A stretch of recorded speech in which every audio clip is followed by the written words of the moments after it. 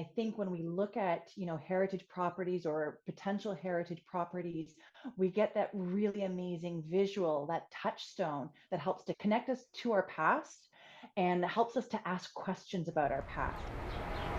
Whether they are larger buildings or small properties with a hint of older architecture and stories to tell, Toronto is trying to hold on to its own. Like these late 1900s Victorian houses on College Street, since converted into storefronts and restaurants, possibly being saved while a 31-story building rises above. Sometimes when they say incorporating it, it's really they're going to hang on to just the outer wall, which is how much heritage is left. I'm in between where, I like our heritage and I would hate to see it go, but at the end of the day, if we can lower housing costs, then I think that's also a good thing.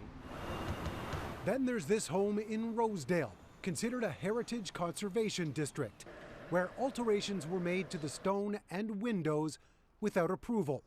Now there's a chance the city will want it restored, balancing the difference between designating heritage properties or preventing those that already exist from being altered or demolished. We aren't like those little mosquitoes in Jurassic Park stuck in amber. That's not heritage.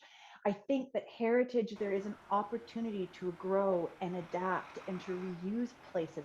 This is a perfect example of the fight that sometimes takes place over heritage properties in the city. There was a proposal to tear down this building on the back of this church on Broadview Avenue and replace it with a 10-story residential building. The city didn't make a decision, and so that's now been bumped down to 6 stories before a land tribunal hearing this spring. If you can keep the outside, or if there's places like in Europe where you can actually keep the inside and refurbish it, I would rather you try to keep it, but sometimes you can't, but if you can incorporate it in. This modernist building on Bloor Street from the late 1960s with inset window openings could be demolished and make way for a 63-story condo tower. But the developer is suggesting the original could be recreated at the base.